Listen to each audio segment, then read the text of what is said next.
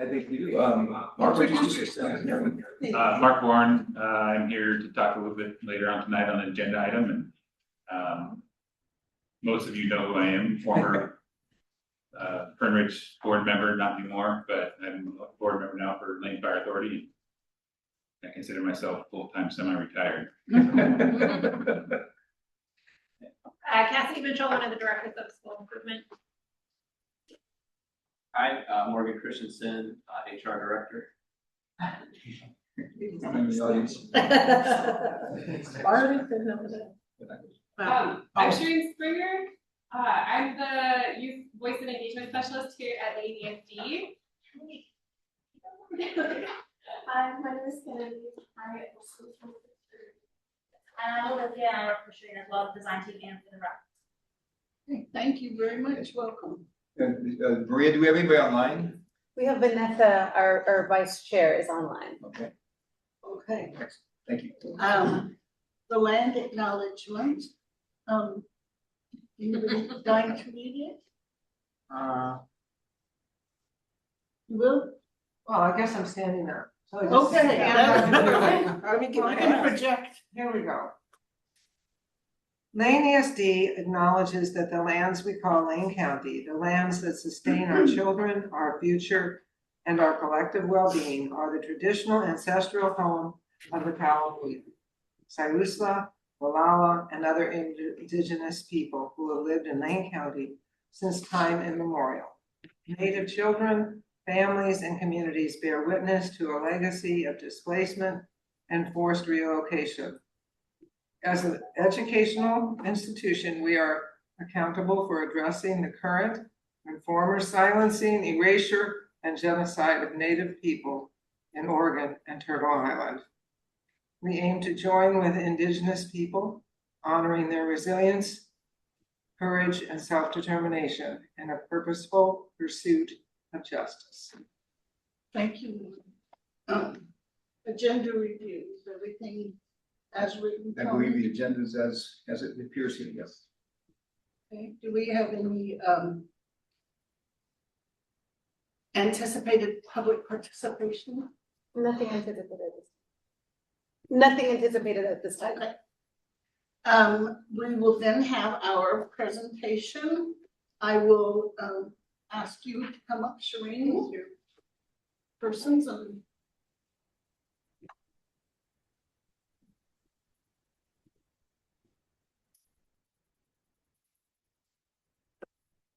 I think you have a presentation. Is it going to be cued on the screen? We'll see if it is. We don't have any videos this time. There we are. And then do I just like turn to you for a click? Is that okay? Perfect. Hello, thank you for having me back. I come bearing new brilliance this time. Come forward. Oh, okay. I think my last full presentation. we can hear you better. Good idea. Okay, we'll speak loud. So I'm Shereen Springer. I am the Student Voice and Engagement Specialist here at Lane ESD. And I have the honor of, it's funny that you said you work for me because I feel like I work for you, but we work together. These are members of our student design team. So we talked to you last time about the summit that we hosted, and today we're here to talk to you about another project. So Olivia has been with us for, this is Almost 2 years. moving into second year, and Kennedy is brand new to our team. Ish from this summer. Can you move the next slide, please? This is our crew. There's just fun photos in here. So just as a reminder of the cool work that you all support and do, that our student voice design team, in addition to the project we're talking about tonight, is also a part of creating and leading professional development for teachers around Lane County. We've had a real focus on affinity groups and spaces for the last couple of years. We have a podcast that we shared with you last time. A big part of our work is about creating kind of cross-building connections for young people to share experiences across buildings with each other, and then also to share really great ideas and solutions to problems and things that they're experiencing with each other. So I feel really lucky to get to support that work, and then really grateful for our SI team leadership, and Cassidy and Maddie, who allow us to do that work. And we'll share a little bit about the project that we are here to talk to you about. which is, got a little carried away with the animation. So tonight we're going to be talking about our rap court evaluation that we did over the summer for Lake County's rap court, which is the drug rehabilitation court for youth here. Next slide, please. So I kind of already went into it, but rap court, again, is the drug rehabilitation court. Their goal is to focus more on rehabilitation than punishment. So it helps you get back on their feet after dealing with drugs and getting into crime and stuff like that. This is me. This project started, it's pretty cool opportunity. So part of why I wanted to also bring, sometimes we do really great work and we kind of forget how big of a deal it is. So this team of young people did just a massive project that really dove into our juvenile justice system, connections between juvenile justice and education. But it didn't start there. It started with a community partner saying, we want to do something that really kind of centers youth in our eval. We have to do this evaluation, but we want to make sure we're listening to young people. And so they had come to me and asked if I could lead kind of a youth-centered evaluation project, which I was excited about, and kind of came back and said, well, what if we had like youth actually lead the project? Because I guarantee that they will have better questions and they will be more in touch than I will be. Was flattered, but is there a way that we could kind of flip this work and do it a little bit better? And so I kind of worked with our community partner, which was LCOG, and then also with the rap court, and then also kind of with the prodding and blessing of Maddie and our SI team directors to kind of live a little bit of our mission. Kind of gave us the blessing to do that. And so we made this big pivot. And so instead of it being a project that I was doing, where we were coming to young people as kind of the voice of the problem, we shifted and I got to bring in a team of youth. Olivia will tell you a little bit more about who's on our team. But we got to partner with UVO, we got to partner with LCOG, and we got to partner with 6 or so high school students who designed the project from beginning to end and implemented the whole thing. We just wrapped the final report, which is a 70-ish page document. So you get the sneak peek, even the rap court hasn't heard the findings of our study. Next slide, please. Okay, so being on a research team, of course, there's going to be many different collaborators. We have the student team, which is me, Kenzie, that's our role, plus about 6 other kids. And then we have ESD lead, which is Shireen, who is very much of a guidance to us and also kind of more of the logistical behind the scenes kind of things that we didn't really know how to handle. And then we had the UO research team, which was a couple of adults that go to University of Oregon. And it was really nice to kind of get their perspective of things, as well as kind of seeing what you can do from going through to youth to adults. And then of course we had LCOG to help us with the contract and kind of guide us through what the process was. So a research design overview, we had co-created research questions. So it made sure that not only adults had a voice, but also students, more importantly, had a voice in type of questions that we were asking, but also the answers that we were getting. We co-led interviews, so we had 1 mentor and 1 student in every single interview. That was with every single person that we did to make sure that not only do the students feel comfortable, but also the adults felt comfortable. And then we did court observations, so almost every Thursday night, we would go, we would observe the staffing, we would learn all about the students that we were looking at. We learned all about how they did every activity. And then we would actually be in court. So we got to see the kids, we got to hear their story, and we got to see the impact that rap court was actually having. Next slide, please. Throughout the project, we were able to interview around 21 people, and it included youth who were associated with the juvenile system. Either they were going through it themselves or they had already gone through it. We were able to interview caregivers such as like parents and guardians who were there through the youth process. Along with RAP team, such as, there's a lot, like judges, juvenile probation counselors, public defenders, district attorneys, treatment providers, court administrators, and peer support specialists, which at first was very intimidating, especially as youth going for people that are more educated than us, but it was a really cool experience being able to see their perspective and comparing it to what the youth believed. And then also a big part of our research was program data and kind of just comparing and analyzing the past 5 years and how the program has either helped or hurt lead. And then something that we Oh, no, sorry, can you go back one? Sorry, that was really good. You were feeling the break. Okay. something that we noticed throughout these interviews and the data is that schools were missing from the interview and analyzing portion. And as youth, we know that schools have a very big influence on youth, especially those that are in the juvenile system. So we took it in our own hands to add interviewing school people and also just kind of looking at the effects that they have on the juvenile system. So we took 21 interviews. It was an amazing amount of work. So not only did they interview, but they also transcribed, they analyzed, they coded, like honorary dissertation. Like this crew worked harder than a lot of grad students that I've worked alongside. It was an amazing work. And so we took all of our findings, and the way that we organized them is we organized them against the national best practices for juvenile drug court. And so these highlight kind of a series of best practices. There's kind of 7 domains essentially. Ask that courts and be really grounded in adolescent development, that there's individualized case planning, that families are meaningfully engaged and are done so in a way that's kind of culturally responsive and community oriented. Ask for us to ask for courts to kind of look at progress from a harm reduction perspective. That's kind of letting students and youth define success with a goal towards sobriety, but not a requirement. It ensures equity and inclusion. For us, that also included geographic access and equity. It incorporates evidence-based treatment programs and support, and then also is equitable in its distribution of incentives and stations for youth who are participating in the program. So we got real familiar with these best practices from the national side.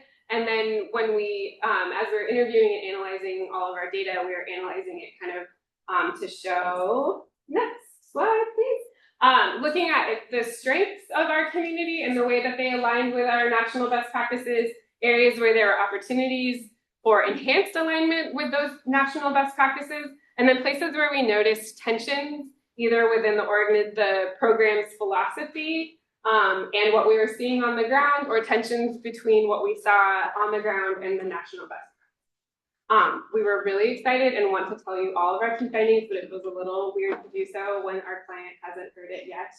So please invite us back and we can tell you all the juicy tea on our drug treatment court. But one of our huge findings, which is around education, is something that we wanted to bring to you all tonight. Next slide, please. So as Olivia said, when we had received our list of people to interview as part of the evaluation, there was no school representative or kind of school voice at that table. And so our students were really quick to kind of say, that feels like a really important perspective to hold. And it came up a lot in our interviews with young people in terms of a space of either transformation. So some of the youth we interviewed talked about how their school knew they were in detention and they met with them the day he came back and let him know everyone makes mistakes, but you're a part of our community and we really want you here. And he just named if that wouldn't have happened, he had so much shame around what had happened that he'd avoided coming to school for like a week or so. And then the admin had reached out and kind of had this conversation with him. His attendance is incredible. He wasn't successful in the court, but the way that he articulated school as this really incredible protective space for him was amazing. And then we also interviewed other youth where school was a source of harm and they felt actively pushed out and uninvited to return back. We're having a really hard time re-enrolling. We also kind of learned that the education, communication, and support also varied really widely. So because we interviewed administrators, we also learned some administrators just got a piece of paper that had youth's name and their offense on it with no other information. And other educators had more information, knew what that kid was going through, knew how many court dates they had. So one part that was really, I think, eye-opening to us was just how much is on these kiddos and families' plates.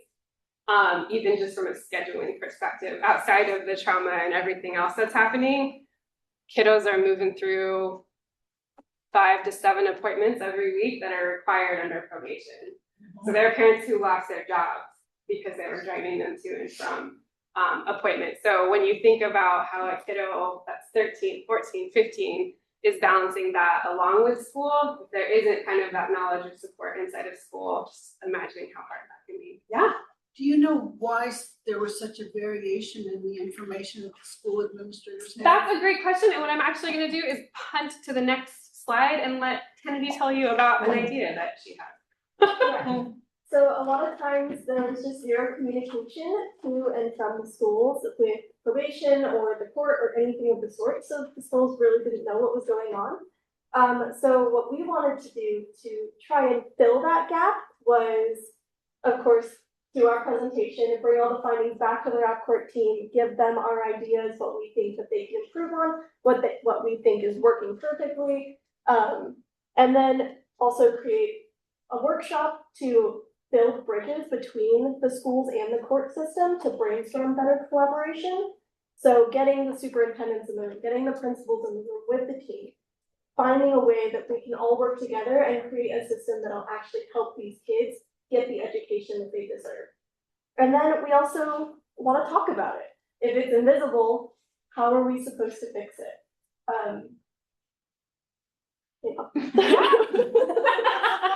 That was beautiful. Yeah. Well, it is very difficult. You first, if they're under 18, you gotta get parents released. I have a 16-year-old in that RAP court. And when I went in, Judge Valeur said, Judge, not Valeur, that's my judge mentor. Valerie, Judge Love. He told me actually to go tell my husband to come mentor. So I don't know how culturally specific you guys are, but just today, I don't know how I got it through my ESD, my email, was for 2 Black males, 6 and 8 in elementary school. In the system already, yeah. 6 and 8. Yeah. They're what? Ages 6 and 8. Or what? What? They want mentor. They're Black, 2 Black males. They need mentor for you see them as at rest. They're headed down that path. And so I know my 16-year-old that's in this through Oregon Youth Authority. Yeah. You got to get the parents released to the schools to get in. But when I was parole and probation officer, I didn't have to have that. I'd go in with him and help him get through to navigate, his schooling at, his high school. I worked with Thurston on that case. But it is a little difficult because this is like re-entry. Mm-hmm. The ones I have through this route on the Valerie Judge Love. Yeah. I keep wanting to call it that. They're re-entry. That's great. I didn't want to out Linda before, but now that she has outed herself, would maybe be an incredible brainstorm partner. We've been working with Andy Galaxy, who's the administration of our juvenile education program that's in Cebu. But I think I'll let them speak, but I think people walked away and just felt like this was something we could do because we are ESD and we have these connections. And also they were students, so I'm just gonna out both of you a little bit.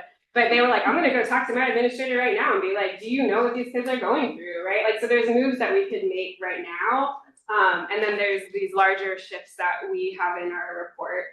So when it goes back to the RAP court, we have kind of given them like things you could do now and ways that we could help you. And then here's like a 1-year plan that might involve a little bit more partners. And then here's like a systemic overhaul where it would be the thing we wish it could be. So I'm really proud of the way that they kind of thought about what could we do right now. And then also the way our student team was like, we're not gonna even wait for this report to be done. Like, let's start thinking about a workshop where we could bring people together. And I think just let folks know, I think our eyes were really open. I think a lot of administrators' eyes were open to just like how much are on these kids' plates and without support. Yes, really I appreciate it. I appreciate what you guys doing because you're gonna end up working in the system. You're gonna you're gonna develop a passion for juveniles. I've seen them 12 years old back in there, 12. Yeah. Can't tell you what they were doing, but I appreciate what you guys doing. It's very important because sometimes the best way to reach the youth is through the youth. Yeah. And I think with what Shireen said, like, I think as you've been like working on this project, like once it was over, like what you said, like it was like, okay, like it's done, but there can always be more progress to be made and there's always more things that we can learn and that we could teach other youth and even adults. So I think that was really powerful with this project as well. All right, then we just wanted to leave both you with some quotes. from our research team students also journaled about what the experience was like for them as youth on a research project and kind of being trusted with a big responsibility of evaluating a very big system. We actually just submitted a journal article that was kind of co-written by our youth and also with our U of O team that talks about how cool they are and how youth engaged research is so essential. But these are some of the quotes that they journaled, and we're going to read them to you. And who wants to go? Okay. I learned not only how to work in a professional setting with different backgrounds and personalities, but so much about professionalism, coding, doing interviews, and more. It is really powerful and fueling to work on something that will keep making long-term changes even after I'm no longer on this project. Another student said, this experience has made me grow a lot as a person. I've learned how to be more comfortable talking and interviewing people I don't know. It's always hard to have faith when I'm working on something I may never see finished, but I want to see change, and I hope this work sheds light on the experiences of youth. And then last one. And then our last one is we brought a lot of things to the surface that can no longer be ignored. Yeah, and then your very last slide is just a QR code that takes you to more information. Sue Wilson. That you can find us. RapCourt has given us a little bit of permission to. So we're going to go back to them with this report, but we also have been working really closely on ways that we can articulate some of our key findings to our whole community. So please invite us back and we'll tell you more. And in the meantime, we're going to kind of start to work, Maddie and Annie are kind of working with Kennedy and some of our student teams to think about what that collaborative meeting could look like after the first meeting. So if folks are interested in building that with us too, let us know. Thanks for having us. Thank you. Outstanding. Yay. Very meaningful work. I'm encouraged, I'm inspired. So Dr. Springer, this is not the first presentation here that you brought in, so thank you for doing this. Yeah. And so we're seeing more and more of what this youth voice is. Question I've got is something I think I asked you maybe a year ago or so, because everybody in the community was trying to get youth voice. Right. Are you getting approached by more people in the community to tap into the youth you have working? That's a great question. Do you want me to share about the Youth Voice Network, or should, yeah? Okay, will you make me sound better after? Okay. Yeah, we are getting asked a lot for youth voice, which is great, and also a lot of organizations have youth teams now, and youth advisory councils and youth action councils.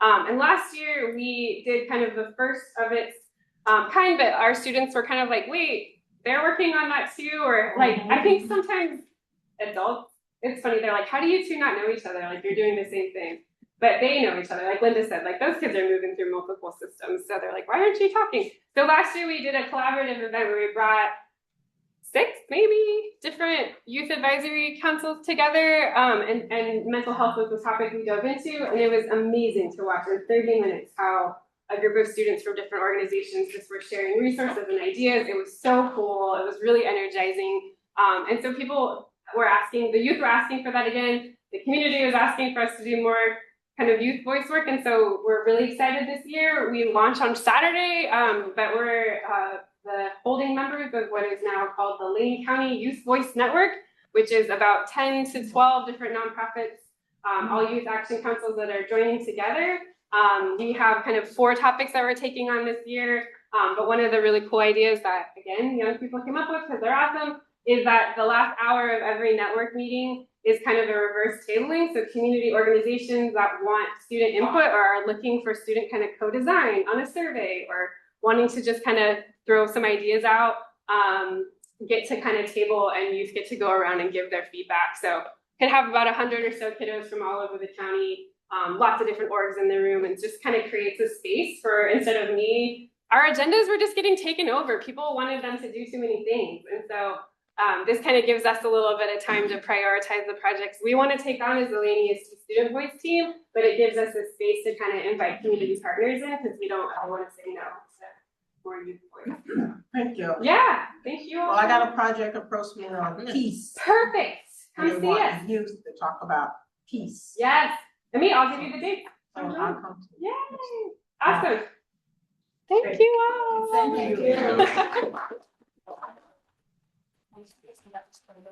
I know, we didn't have all of our findings yet, but. Okay. Hey, we will come to our first action item, which is the consent agenda. And, as you will know, the consent agenda is items that do not require discussion, though if anyone wants to take any item out of the consent agenda and put it in the regular agenda, you can do it. And move for approval of the consent agenda? Beg your pardon? I move for approval of the consent Okay. agenda? Motion's been made Second. and seconded. Although, any discussion? All those in favor, please raise your puppet. I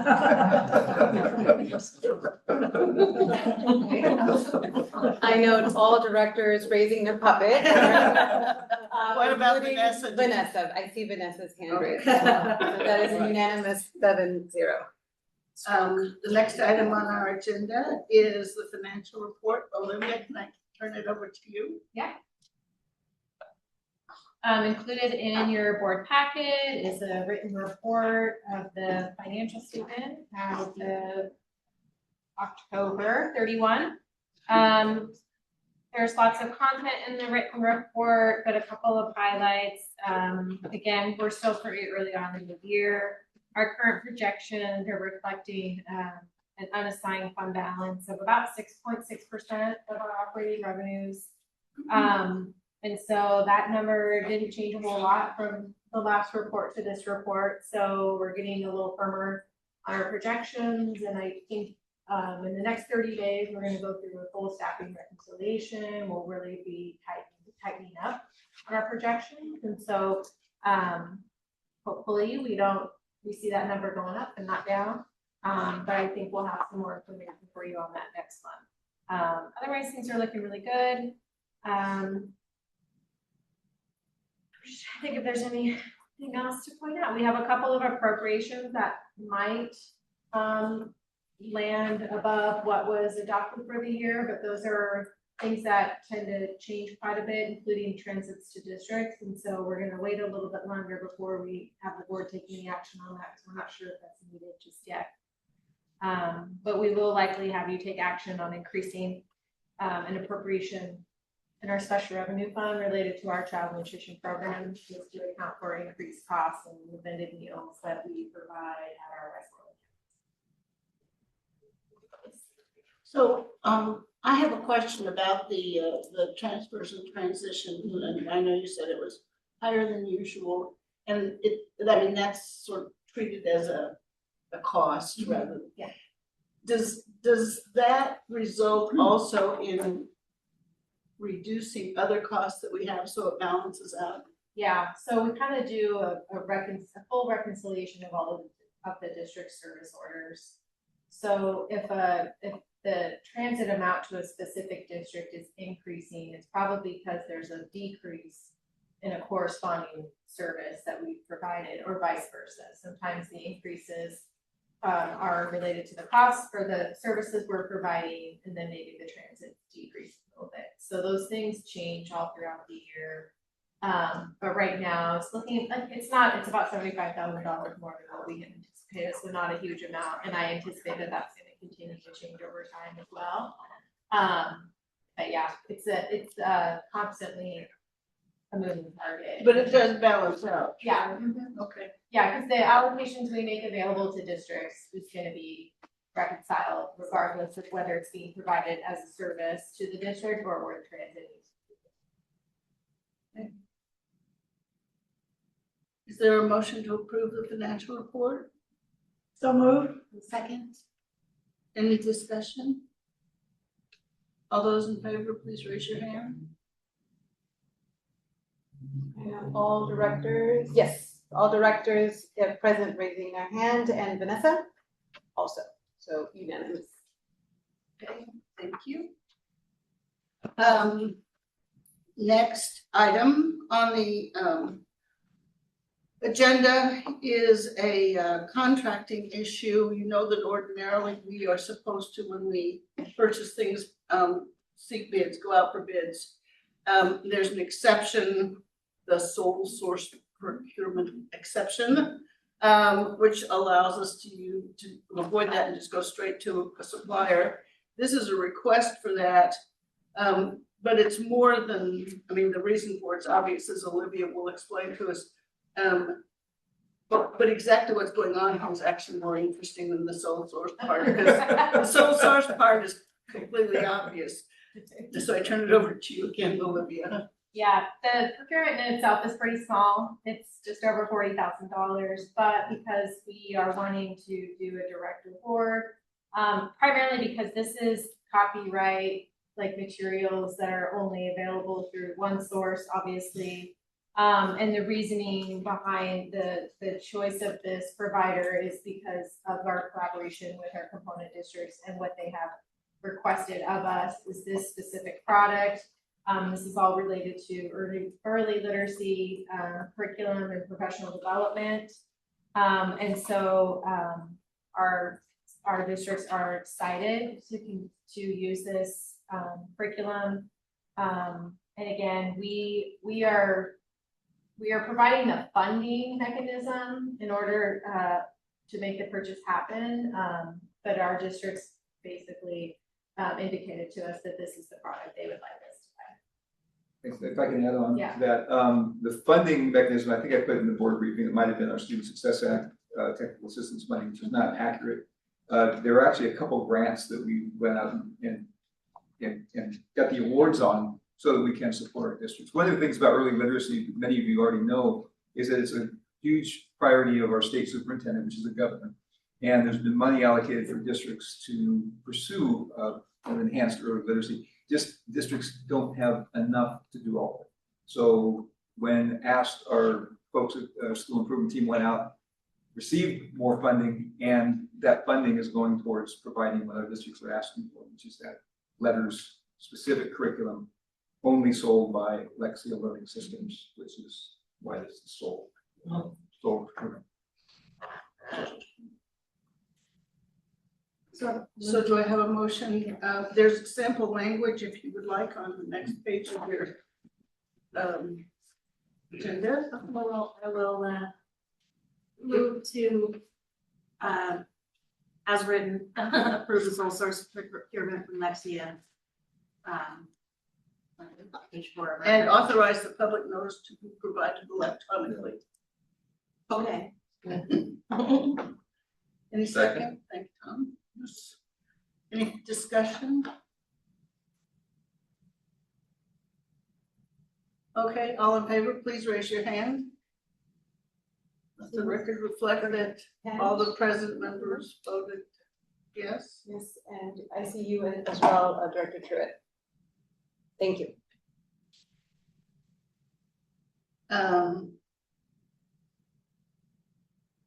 Mr. Bourne, would you please join us? Sure, is that okay if I sit right here?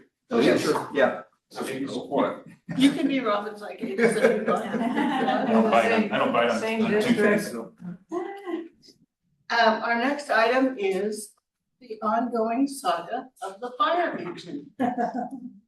So I guess I'll lead, maybe if that's okay, Mark, and Sure. then you can jump in and help, and also I think Director Mitchell's here too, in case we need some more. Yeah, and the information. reason that I asked Mr. Bourne to come sit here is that he could do the 3-minute speech, but I think it's gonna be much more helpful if he answers our questions. Especially as he's serving as a strong community partner in this endeavor. So appreciate the help so far, and there's more to come.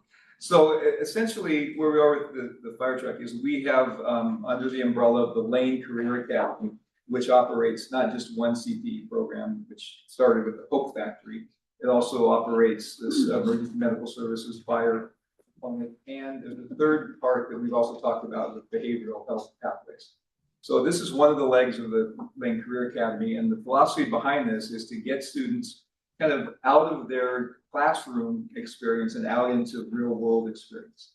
And so the fire engine that we're talking about here gives the students the opportunity to work on an actual fire engine.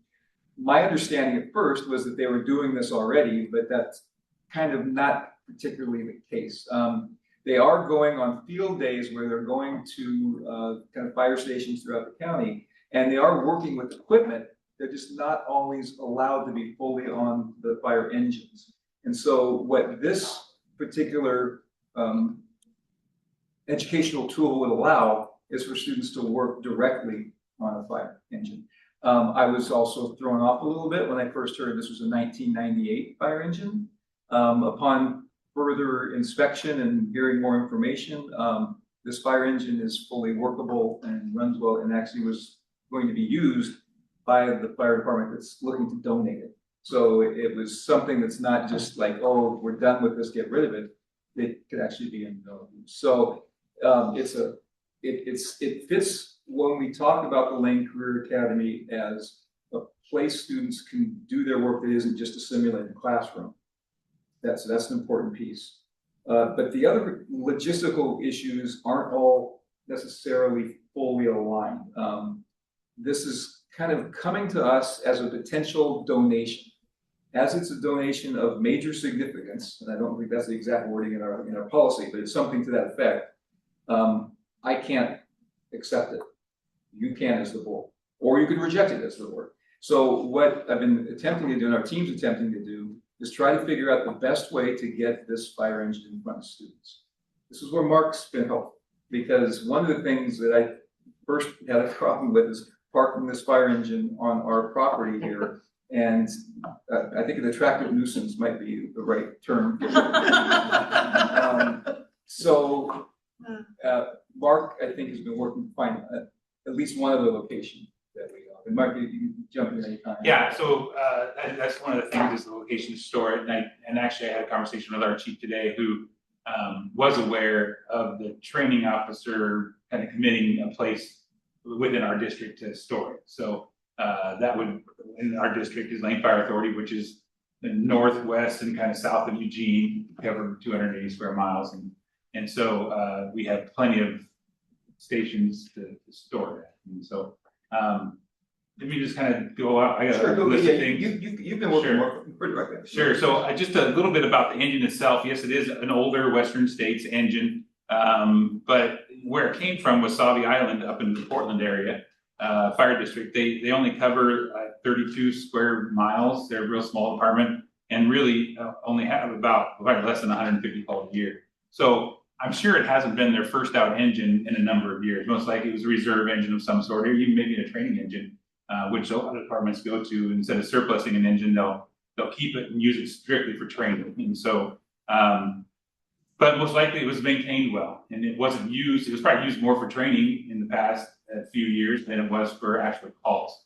And that's another big thing. It's not going to be going on daily calls. I mean, just in comparison to Lane Fire Authority, we have, like I said, 280 square miles that we cover, but we run 7,000 calls a year instead of, under 150. So our frontline engines and ambulances are getting to tons of miles. I mean, we have to replace ambulances every 2 years pretty much. And so, so this engine has been, but it works great. The department, Row River, that accepted it as a donation was going to use it, but they got a newer one donated. And that's really why they want to surplus it and just donate it to the program. And like Tony said, it would be a primary use for instruction, but also not just for instruction, but for storage of the turnouts and equipment, which is kind of a big deal right now because there's 65 kids in the program and they all have bunker gear turnouts, which is a coat, pants, boots, helmets that got donated from the Oregon Volunteer Firefighter Association. So, so it's just logistics. It's hard to move that equipment from one place to another. And this would be an avenue to keep that stuff right on the engine. Like I talked about, it'll be used limited time during the year because really mostly first semester if they keep the same schedule in the future, because that's really when they do the firefighting stuff is when they do the practice for that. Let's see, it'll directly impact student achievement and throughout the year. I know Tony has talked to Hughes Fire Equipment about maintenance on the vehicle. And I know at one point I was told that they would, if something needed repaired, that they may give us a discount. I don't know if that's still going to happen or not, but I happen to know the service manager there for the whole Western United States. Used to be a volunteer for us way back. So, but I mean, a good thing is I think that, I think this is an engine that pumps well, it runs well. Even if the pump didn't pump for some reason, the hydrant pressure, when you hook up to a hydrant, it would pump right through the engine and it would be good enough to fill the hoses with water and still get practice. So you wouldn't even have to have the pump working, but it does work well. It is an older engine. That's, I would say, one of the biggest negative things in, and it may be a little bit tough to find parts at times, but I just don't anticipate really a lot. It won't be used that much to break. I mean, it's possible that something will break on it, but and really I see that in another year or two, maybe 3 years, and this program keeps going, that maybe there's an opportunity to have a newer one donated to the program. I know for a fact that, no, I don't know for a fact, but I'm anticipating that Lane Fire Authority, not that we would donate, but we will most likely be setting some stations down that don't get used anymore because we don't have volunteers at the stations. And there's apparatus in those stations that are newer, and we surplus vehicles all the time. Right now, we're just last month, we surplus 2 ambulances. And there's places that Gov deals, there's places that you can advertise those on for departments. And I know there's a department somewhere in the state that wants one of those, and most likely we won't even advertise that medic unit. But if for some reason we did get the ESD did get another donation of a newer engine, then the board could declare a surplus, and Tony and the fleet manager would decide what to do with it. And so, and even if it was someone that didn't want to buy it or didn't want it as a donation, because really you have $0 into it when you get it, you could just scrap it if for some reason, and just collect however much it would be for scrap metal. So I think I'm obviously in favor of the ESC doing this, but I'm not in a position to make that decision. And so, but I think it's a great opportunity for the students. And I mean, if we can continue to have numbers above 50, and I think it's a great thing for the county as far as the fire service in general, for developing kids' interest, students' interest in the fire service, which is potential volunteers at numerous departments. Just like fire district, just like school districts, there's 17 fire departments or fire districts in Lane County.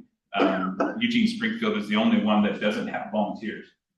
So all the other ones either are predominantly volunteer or a combination of paid and volunteer. So we're in volunteerism everywhere is down, especially in fire service. So it's difficult. And this is another avenue for students and the youth to get interested in the fire service. Yeah, thanks, Mark. Seems to me like this is a great opportunity to kind of prolong the usability of this particular fire engine. It won't be in regular service, so it'll be a resource for the program, and but it won't be used so infrequently that it would become a liability as far as maintenance. One of the things I talked to Tony about is,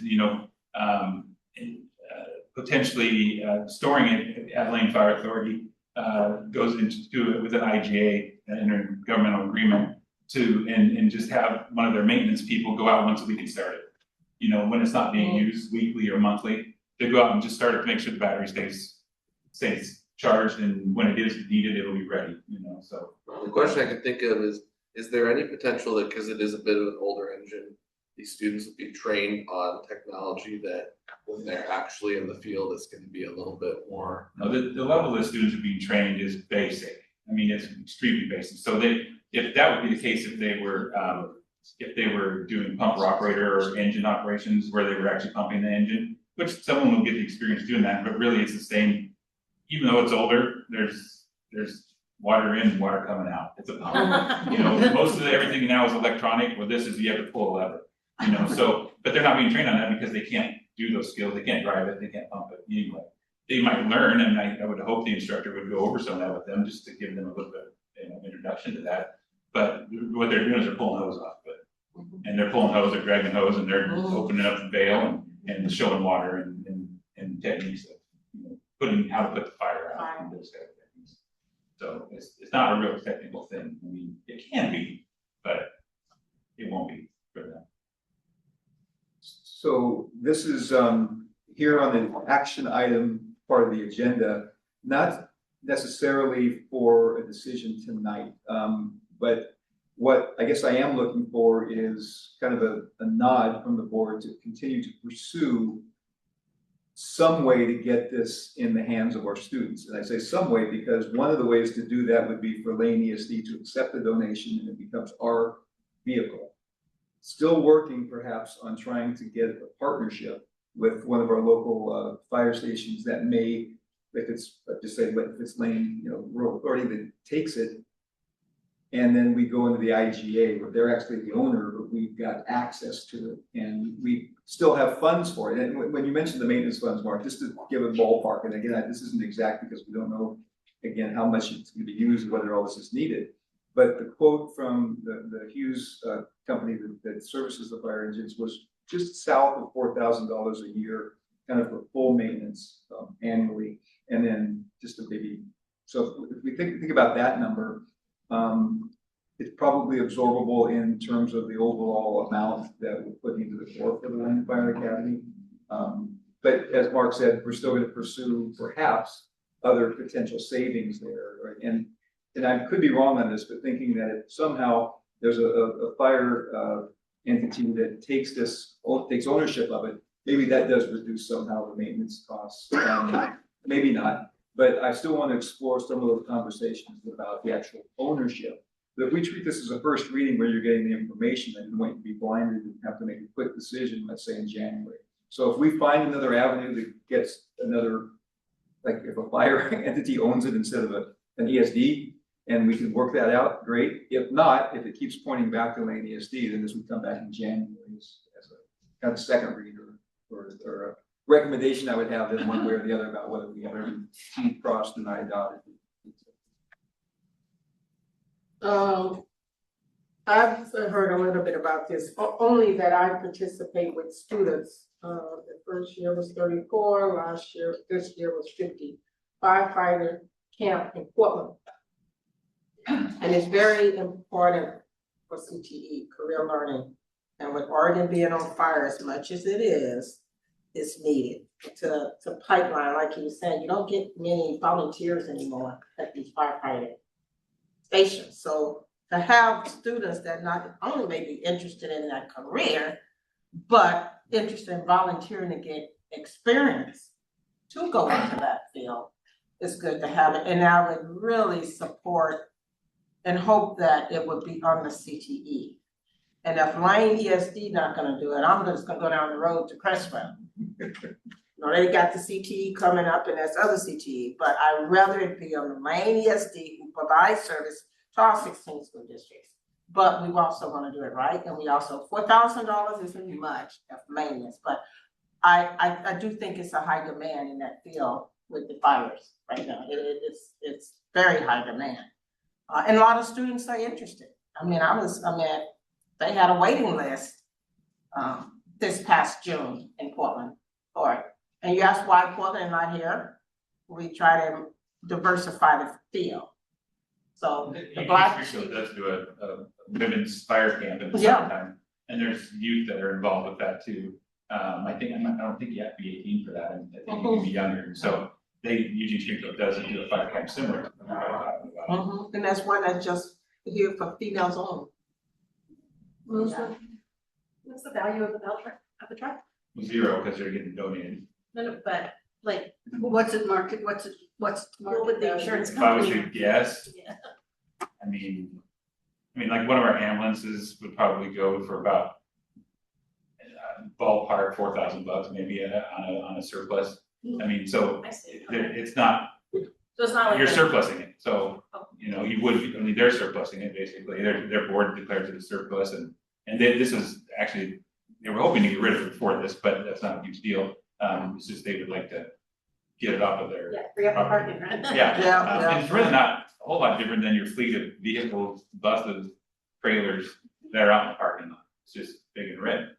So, it's really about the same thing. We got to start it up. It's the same, it's the same, well, you had to start those cars too to make it better than that, Yeah, so. but it's big and red and attractive. Well, that's why we're not gonna keep it here, because, I'm sorry to say this, I grew up in Bethel, but it's not the best part of town. And so, there's not a lot of room. Parades. Could rent a parade. We could rent it out for a parade. So, or something. Yeah. So also finding out that Salem Kaiser School District owns has accepted a donation, I believe. I know that McMinnville School District, I know, and I just got an email that's saying Toledo High School District accepted a donation. So it's not. Well, McMinnville purchased one from California, but they actually purchased an engine. It's newer than what we're getting, but same purpose. so I'm looking for a little more time to check into some of the logistics of those things to, again, determine who's the best owner of this? And I think we have cooperation among the local fire, the whole county. And that support, can we get that support a little more documented, I think, to see what we were accepting? What I don't want to do is accept this and then we're kind of stuck with it, we can't use it, we can't get rid of it. We don't have the personnel, let's say, set up to do it, where a fire station does. But that cooperation may still be something we can lend some personnel to, or the fire station can lend some personnel to us through an agreement that's drawn out ahead of time, so we know that it's ready to go when kids. I mean, the Fire Defense Board knows about this program because I've been on the agenda, or it's been on the agenda, and usually I'm the one who speaks to it for months. I mean, probably a year, close to a year. So the Fire Defense Board is a makeup of all the fire chiefs and other agencies in the county, like 911 and Forest Service and Oregon Department of Forestry and different organizations. They meet monthly, and I think Tony's going to maybe attempt to go to that meeting this month on the, I think it's 18th, isn't it? Yeah, I think he said the Thursday the 18th. Thursday the 18th. It's actually out in Bonita, but and just to be the face this time, I know Shereen and I have been at those meetings, Shereen Vogel, and I attend them remotely every month. Usually I'm watching my grandkids, but yeah, I just think it's a matter of who's the right entity to own it. Tony, do you want to have anything from us at this point? Do you want a straw vote that would be something like, all those who are not opposed to this? even a consensus, you could do a Yeah, if I'm gonna spend time and our staff time to find out more, is there any reason not to investigate? I think go forth. Okay, everyone who's not opposed, please raise your hand, just a straw vote. Okay.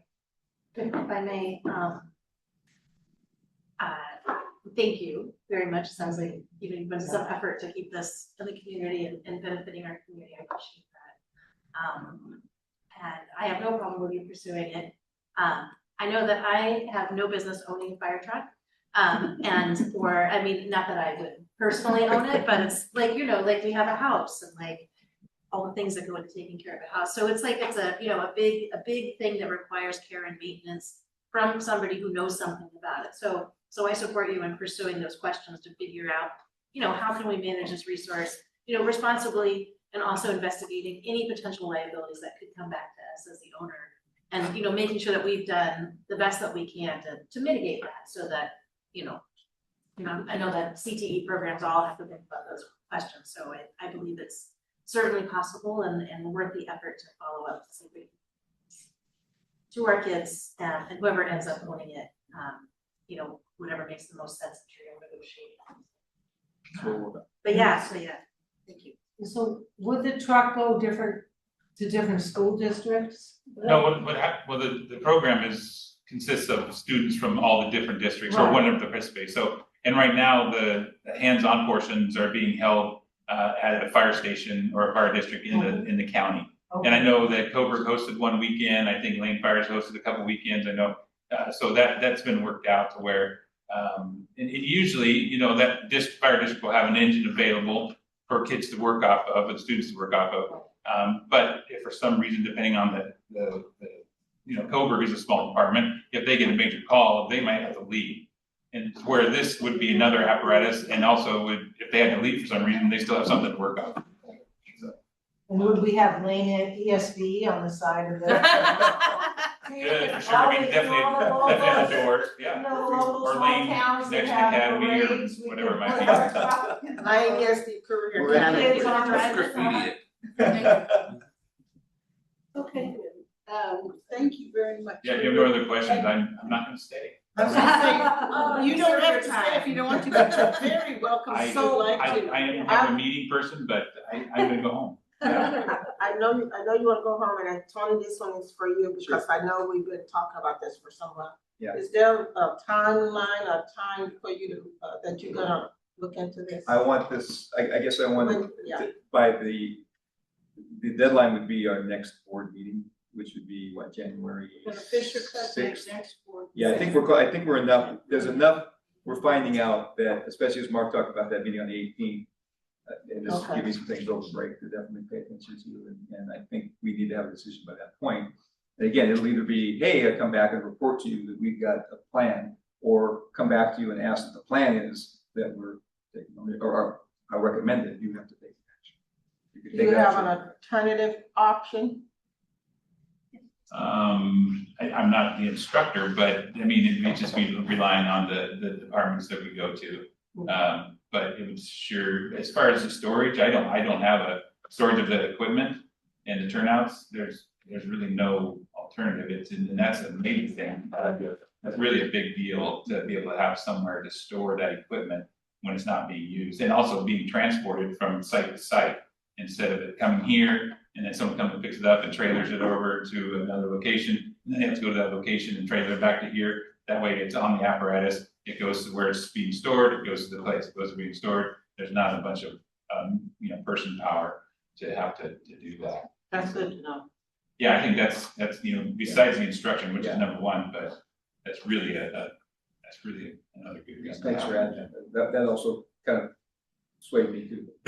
I thought just throw it back of a van, drag it around. 65 sets turnouts, that's a lot of equipment, Yeah. so, I mean, that's Getting all of 65, sure, I mean, you can fit in the back, it's a cab over, and then there's compartments that can fit in, lots of compartments, but, 65 people in an organization, that's more than most organizations in Lane County have on their whole department, so.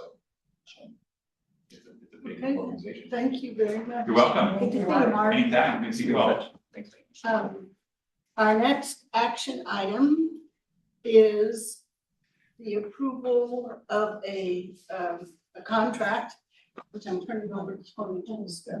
So with the student investment account, part of the Student Success Act, all schools have money for Student Success Act goals, which are to increase student achievement and also help alleviate or help and improve student mental and behavioral health. And we have a program, it's not exactly a school, but it qualifies to receive these funds. And since it qualifies to receive the funds, our plan that is in place requires, well, the agreement we have with ODE requires the board to take action. If you were a school district, you would take action based upon the plan for your school. You are required here to take action based upon the program receiving the funds. Tell them what it's for. Those things for the juvenile. Oh, the juvenile detention program. Is that the one she just gave today, or is it a That- different, is the old MLK program? For This the, is the one that Ms. Galaxy runs. Annie Galaxy The runs. administrator.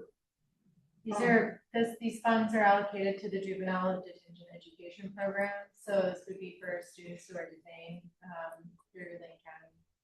That are It's not- participating in education, because not every one of them in there participate in education. We're required, to Okay. provide educational services. to Gotcha. the facility. I know that, okay.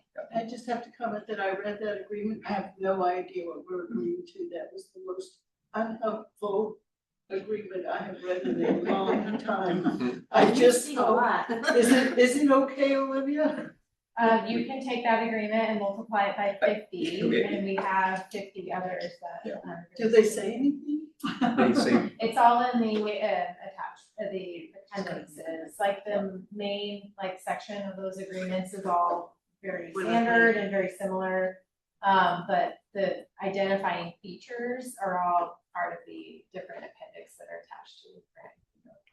Yeah, there's no. Do I have a motion to approve this? Wow.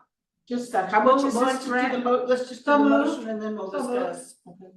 Okay, I'll So second. moved, Linda discussed, Linda seconded, it. Now Lester. Rose. Rose. Director Wilde.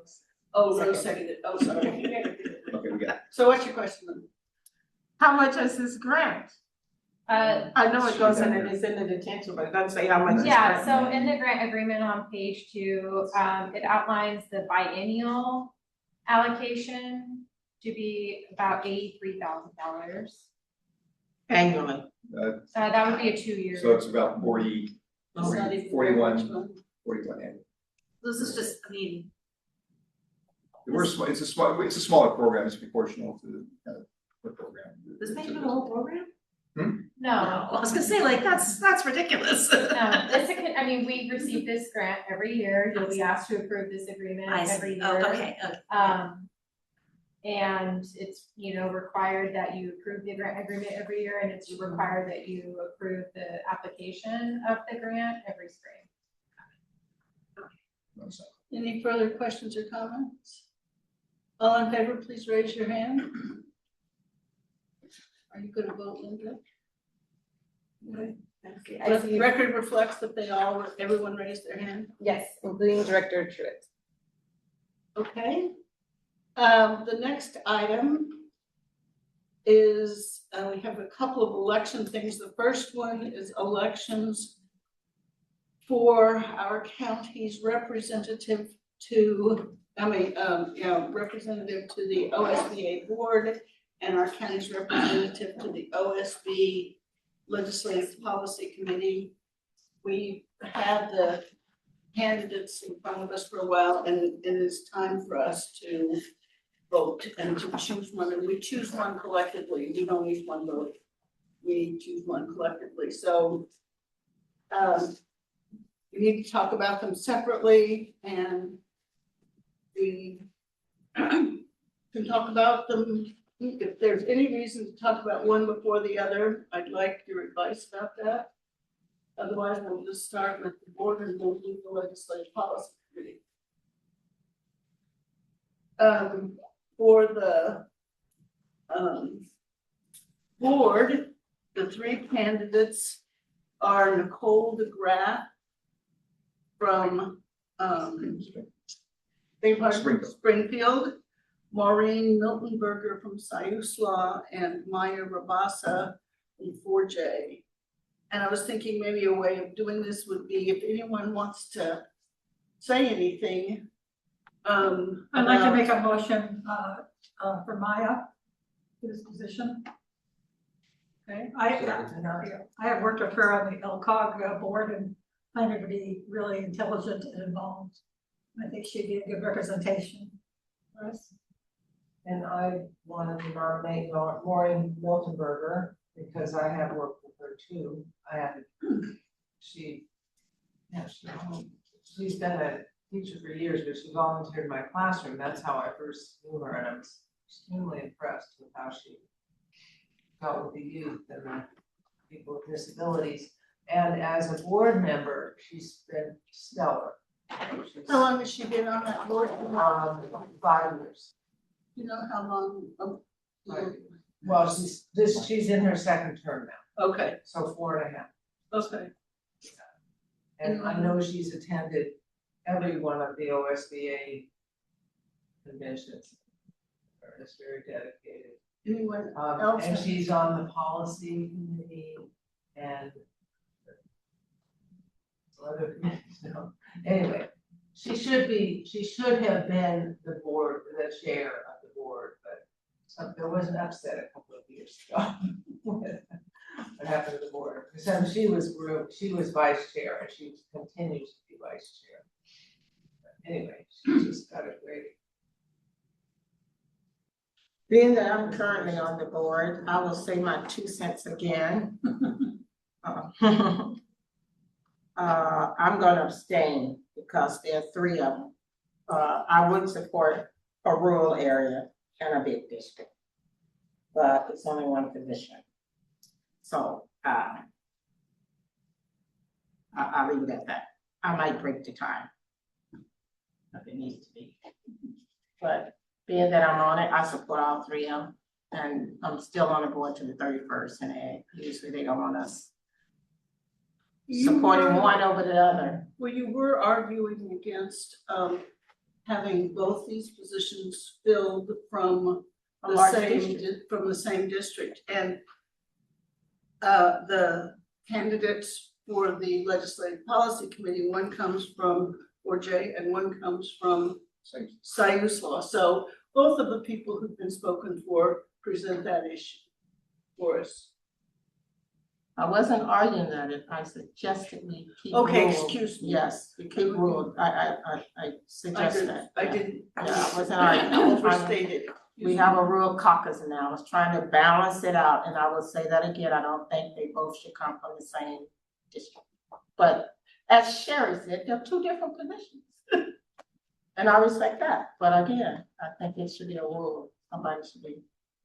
What do you want to say, Thomas? Yeah, I only really know one of the three, it's Maya Rabasa, and I fully agree with Sherry's endorsement of her that she's, I think I would add that she's just always been in it for the right reasons, in my opinion, really genuinely cares about the community beyond any particular group of people. She just really wants to see strong schools, and she put in many thousands of volunteer hours before she was elected. It took her 3 attempts, I think, to become elected, and she did it the grassroots way. I don't have any reason to speak on the other candidates except to say that Maya Rabasa is outstanding. Rose, do you want to have anything? I don't even know how I'm gonna vote. Okay. Well, I think the way to do this is to just go through, just go down the list, and we won't have a motion to elect one and so forth. We'll just say each one, everybody who's in favor of one, raise your hand. Everyone who's in favor of two, raise your hand. Everyone who's in favor of three, raise your hand, and see what we get, okay? Well, Go ahead. I'm not sure about this, but I think that when we do an election, Don't we have a motion on the floor right now? well, we have two. Well, they weren't technically motions. Well, nominations are by one person. Go ahead. There was a. Yeah, mine was a motion. Yeah, there was technically there was one motion that I didn't hear. I heard support of Director Bird. But I think I seconded Yeah, it. I didn't hear the second. okay. I didn't hear the second. So I didn't think hear a second, I heard you support her. Yeah, this is what I heard too. No Well, second. regardless of whether we formally have a motion on the board, what do you think of my idea if we just go down the list and vote on them? Well, I was just gonna ask if there was a procedure that Yeah, you're aware of, because, and I'm happy with that, but if there's some procedure we're supposed to follow, we can follow that. So I've asked, and I haven't really heard any clarity specific from OSBA, other than that they did provide motion, like sample motion language, and that it needs to be an action taken by the board. There needs to be support by the board, so we would only support one candidate. So that would be up to you all Well, to consider decide. this, just what I'm saying is a straw vote, and Right. then we'll figure out if that tells us who we make the formal motion. Would that be okay? No, you want us to vote on your Yeah, motion? it was kind of, Okay, I mean, that's just my opinion. okay. We don't have to go with her opinion. Exactly. Correct. Well, she Yeah. said, we can go with however you want it. Yeah.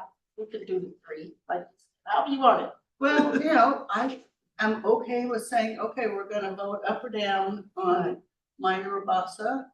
And I guess if it gets if she gets a majority of the board, then she is the person who we are nominating, okay? And did Vanessa, she have,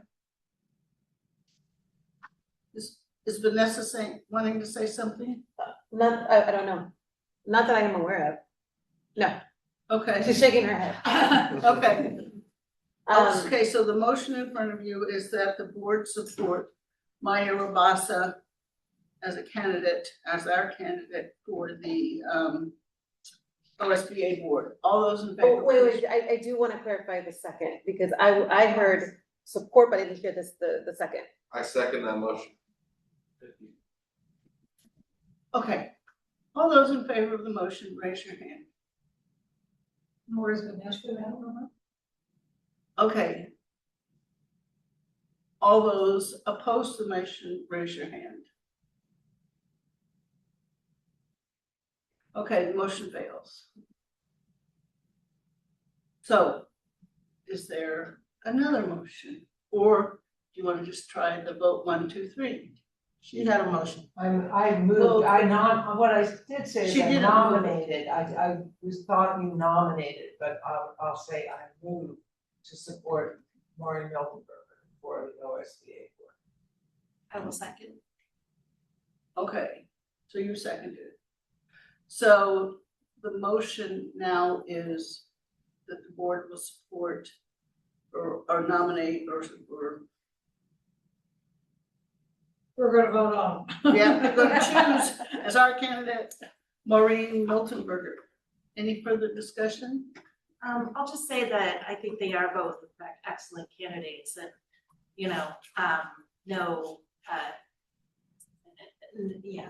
and my reasoning is primarily around representation and the composition of the board. And I think they will do a great job. So. I would say the same thing for me, that, what drives my votes here is. So the most important position is the OSBA board, the Central Policy Committee, it's the board member. So I believe you want the most qualified board member. If that board member happens to be from the same district as the policy, then so be it. But the policy person, don't you agree, Linda? I mean, they go to one or two meetings, you know? Oh, no, I was on it, I agree. Yeah. It's a good introduction to being on the board, but it's not. Yeah.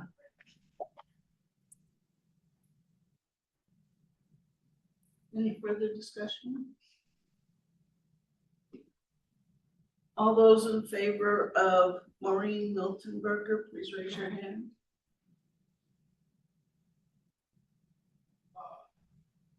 Anything from Vanessa, just asking, Maria, anything from Vanessa? We had two hands. Yes, two, we have, I see, Director Two in the room. Wildy, two in the room, who was there? Nora. No, Nora, okay, Nora, Director Wildy, and Director Truitt. So that's three. I'm not voting. Okay, all those opposed, raise your hand. Okay. 3-2 passes, so it's Maureen Miltenberger. Do we need a majority of the board? Yeah, you would have to have a majority. Oh, you have to have a majority Yeah, I of the think board. we- Four, Okay, and you'll have mine. okay, I said I would only vote if it, okay, then you vote. yes, I break the time. So go ahead. I voted. Oh, who'd you vote for? Marine, that's what we on, right? Oh, okay, sorry. I mean, we just. You said we needed to break it, and you Oh. said you were not voting, and I had said I would abstain on this, and I need to break the tie. Okay, so that makes 4 for Maureen. Okay, thank you. Now, same song and dance for Legislative Policy Committee, there being 2 candidates, Judy Newman from 4J and Adrian Holland from Siuslaw. Anybody want to make any comments here? Well, I'll just I say know. that Judy has done a good job on the policy committee and continues to use her connections and experience to benefit the school board, so I have no complaints. And be happy to see her continue. I nominate Judy. Or like you said.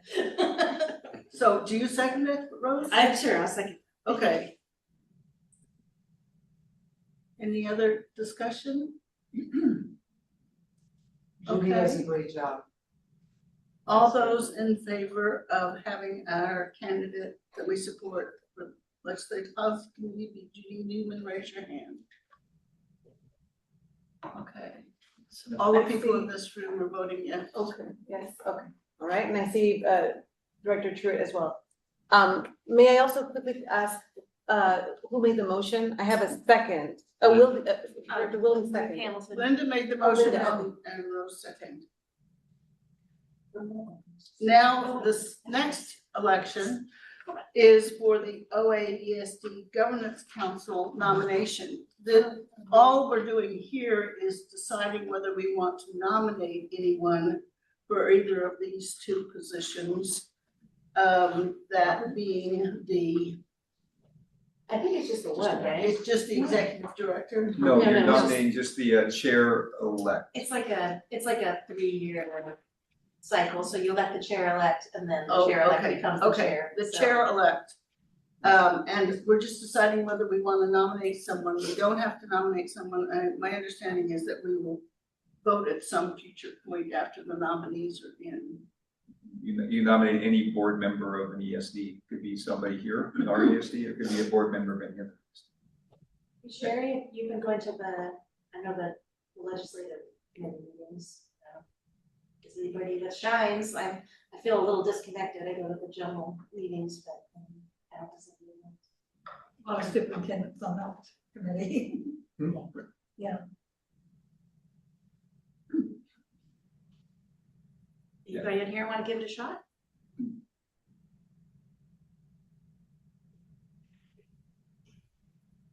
Would you?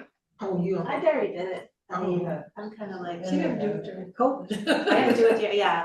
I didn't get to stand in front of the audience. I got to deal with bad Zoom. Yes, I'm not passing on this one. It was so bad.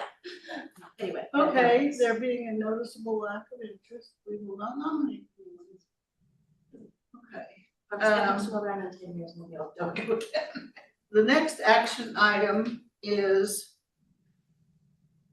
our ongoing project to revise our policies. Oh, yes. And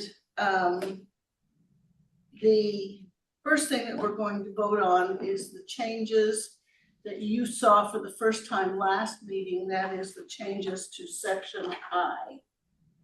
And your materials are laid out in the form of policies to be adopted with updates. Yeah, this is done very well. Followed by the sections to be deleted. Can I just ask a quick question? Certainly. Because I noticed there was a note about us needing to have more specificity. So when we do this, what, I don't understand what you're saying. In that one of the items in the agenda, it said we needed to act on items we previously acted on because it required more specificity in the motion. So I imagine we just didn't quite say it right. So I'm wondering. What do we need to say, Maria? So it wasn't necessarily there was just like a very general term referenced for the policy, and then there was H, like just the section. And so it didn't really like specifically state what the motion was. So when I ran that by OSBA, they thought it'd be best for that specific motion to be returned to the consent agenda. So can we just do all of item number 1, section 1 instruction, under. We approve all of the proposed changes Yeah. to section I, would that work? Yes. Okay, so the motion would be, we adopt all the proposed changes to section I. So moved. Second. Any discussion? That was a beast. Okay, all in favor, please raise your hand. All the hands are raised for the record. Good job, policy committee. Yeah. Sherry's on the policy. Sherry's back on the policy committee and Vanessa is off. Yeah, she's. Yeah. Okay, over to you. And I moved Mr. to number 2, right? We gotta do. No, we did all of them. We did all the changes to section I, all at once. That's what the motion said. We did them all. You don't have to do them in 2 separate pieces. As I phrased this, then you said so moved. I mean, I believe you. Do we need to? That's good. So there was a reference to the whole shebang. That was last Okay. If I were to be fully transparent, and that I need to specify. That was too colloquial. That was, yeah, we needed to fix that one. So, but now we're good. Okay. That's good. Okay. Tony. So starting with the legislative update, and typically this involves kind of funding. That seems to be where we go with the legislative piece. And I think I sent you kind of a summary of the latest economic forecast for Oregon, which we were really awaiting to see what that was going to be. It turned out that it was better than I would have predicted. The deficit in Oregon for the general funds actually went down from somewhere in the neighborhood of 400 million to about 80 million. So there's still a deficit, but not as big as we thought it could be.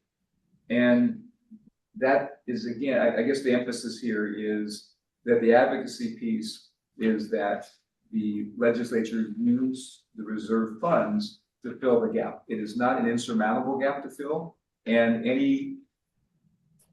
any cuts that come at this point are going to be disruptions. And so one of the things the ODE recommended with their 2.5% and 5% cuts was to not disrupt this current school year. I think we're at the point where the advocacy is not to disrupt the buy-in, that there are enough reserves that can be used to fill this gap. And it's not that that's an unusual move. I think we've heard from our COSA lobbyists about 9 times in the past the reserves have been tapped into. The reserves are, if they're tapped into, it's not that they continue siphoning the money on programs endlessly. The idea would be to use it as a stopgap. The legislature is forced to fill it back up. The reserves aren't going to continue to dwindle. So that's where the legislative stance is going into the short session. One of the things we're keeping a close eye on, because we do run our Student Success Act technical assistance for our districts to support their student investment account programs. And that's based upon money from the CAT, capital activity tax, corporate activity tax. And that was down about 31 million, but there's sufficient reserves there also to cover that gap. And so where we were looking at potentially, I think it was about 17% cut, which we think we can make without losing personnel, there's still the opportunity to fill that if the legislature comes through with some reserves. I think that's where we're at. So key messages are no mid-biennium cuts, use reserves to get us through this biennium, and then, as usual, there would be a reassessment of what the student or what the state school fund would be for the 27-29. Unlikely, though, that the legislature will base all of their decisions on that past forecast. They're going to look at the February 4th forecast. They will be in session at that point. They'll need to make their decisions by the end of February, but all indications are they're going to wait to see if it's continuing to tick in a positive direction, or will we see results that go the other way. And again, given the difficulty in predicting policies coming out of Washington, D.C., it's hard to predict how that's going to come about, because that is the biggest influencer on why we were in the negative. So legislative questions.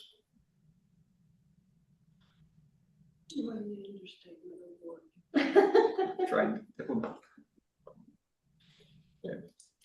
All right, move into the superintendent's report. Just to note that we're continuing long-range facility planning. Looking forward tomorrow morning to, I think, what is our final meeting with our cabinet and our architects in our long-range planning.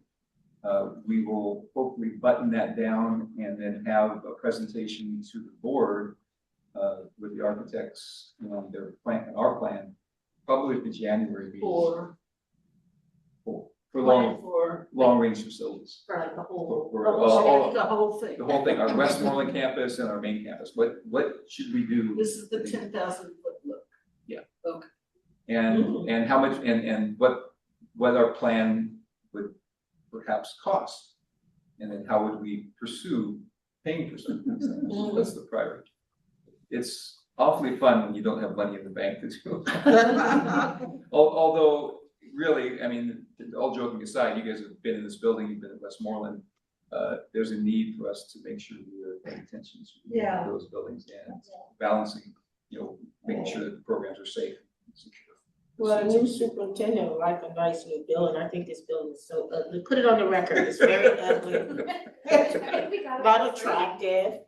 We need cosmetic over. Was it donated by a manufacturer's company? Gotta be great. Yeah. I think it's like for $1 or something. Right? It's like $1, yeah. So surplus it out. So that's something to look forward to on that. Also, I think I mentioned last meeting that we were in the process of finishing up the Upbeat survey, which was studying staff climate, culture, getting input from our staff. We've got those results in, we need to kind of go through, analyze that, and again, that's another board presentation. First of all, we're going through our, now the DEC. District Equity Committee. District Equity Committee, and then I think you're meeting this week? Next week? Next week. Next week, okay, and then there'll be in the form that we'll bring to the board. Not long after that. And then my last part of the report is that today, thank you, Eric, for this information. Today is National Special Education Day. This marks the anniversary of the signing of the individual ESD? No, the Individual with Disabilities Education Act. This was the signing of IDEA that happened December 2nd. And just an opportunity. In which year?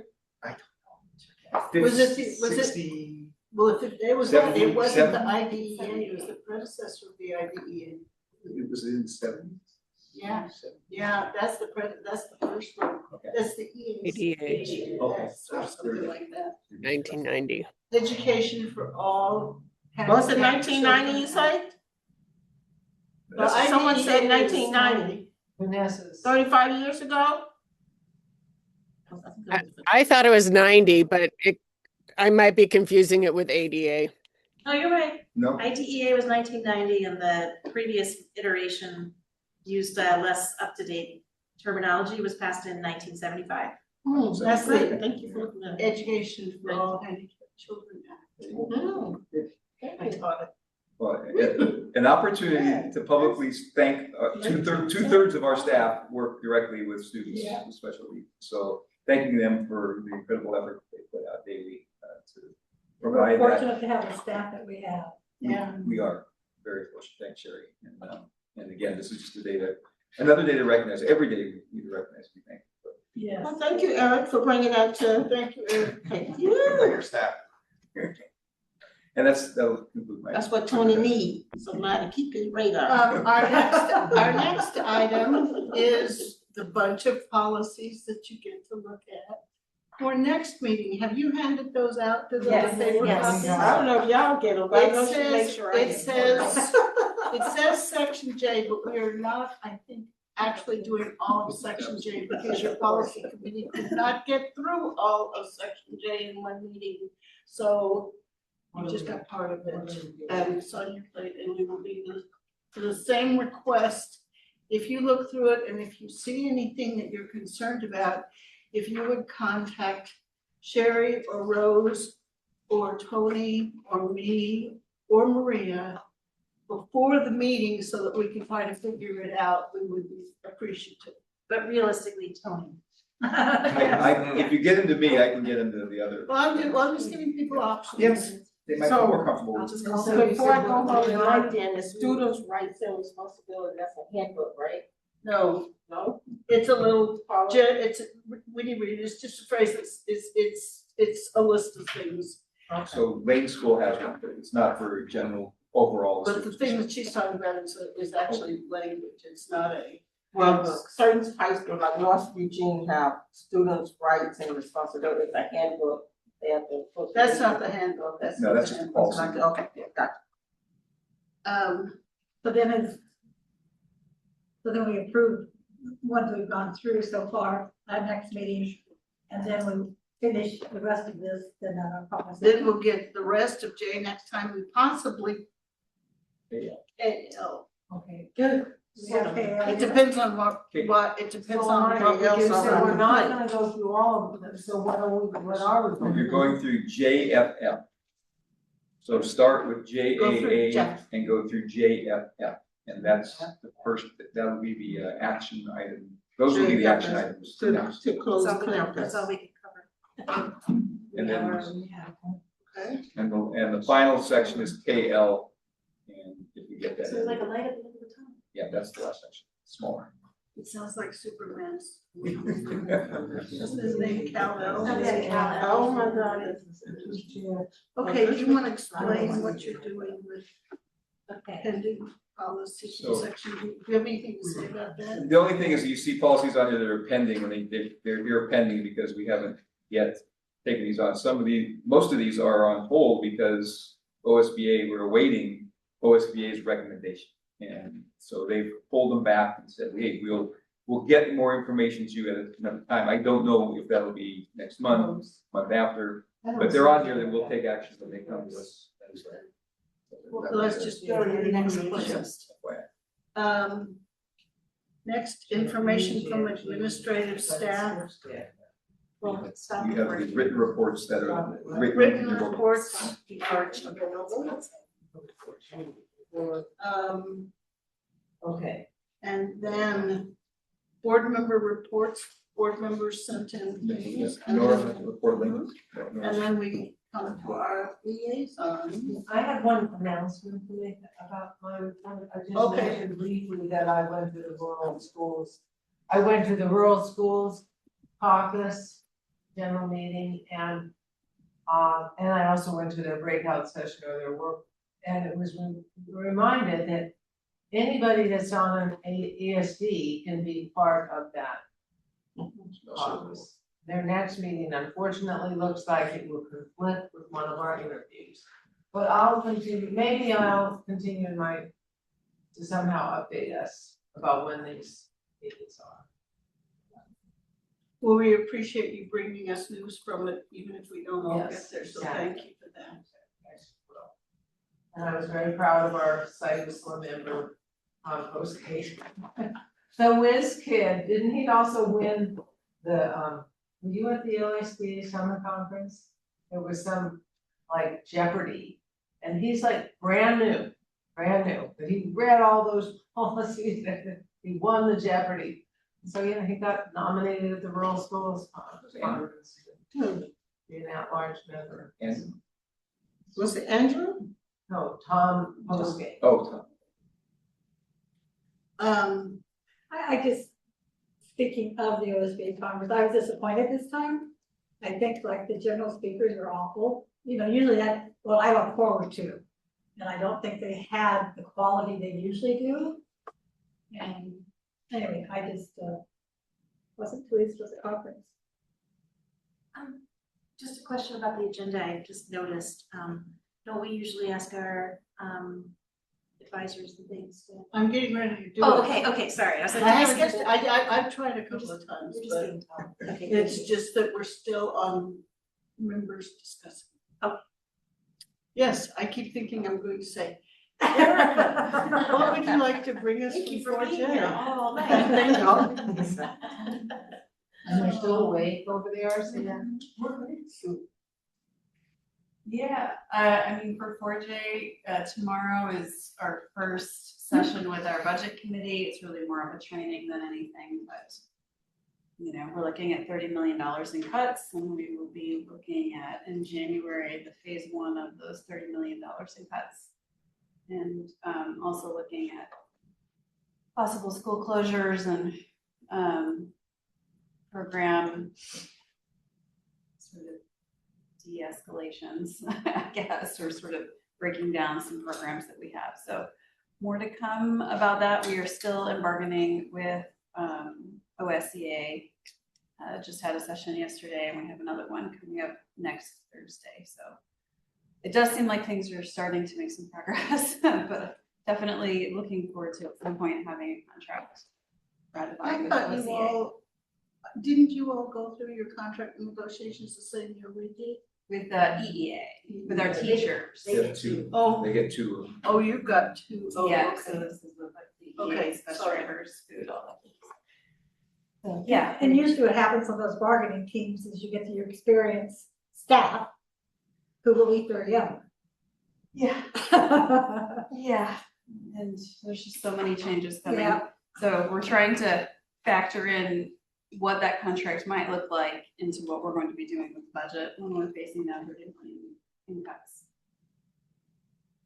Sounds like a hard time. It is a very somber time, for certain. That is very true, but we just keep trying to center on students and how amazing that our staff are. I mean, we have to get through this. We don't have a choice. No one's coming to save us. There's no money coming out of the sky. So we have to sort of right size the district, because I was shocked when we were looking at numbers recently as a district, we're now under 15,000 students, where we had been, I don't know, 3 or 4 years ago, 18,000. Well, So I mean, it's a pretty significant decline because honestly, people cannot afford rent and housing in Eugene. It's just, it's out of control how expensive rent is and how much, you know, apartments were maybe $11,000, $1,100 a month. Yeah. You know, 4 years ago, and now it's well over $2,000 a month. Yeah, it's a pretty explosive increase in housing costs, and people just can't afford it, so they're leaving the district, they're leaving the town. But if you have 3,000 less students, that would mean less staff also. Yeah, which is what we have to right Yeah. size. I mean, it's like we, you know, I realize that the students still have all these needs that were not Right. happening pre-COVID, but we Yeah. have to right size for what our actual enrollment is, but. So yeah, be looking to what our decisions are, but you know, certainly having to consider school closures and programs, kind of like deconstructing. Seems like we've been there before. Yep, for sure. Not much fun. No. we wish you well.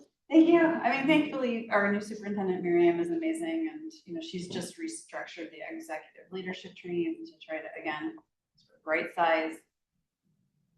You know, from the central office, you know, the initial cuts are coming more from 200 North Monroe before we would look at anything else.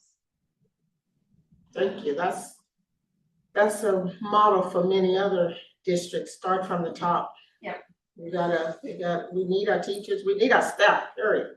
I mean, start from the top. It's always top heavy. Not always, but. Well, it doesn't make any difference how many at the district office. Staff always thinks there's too many at district office.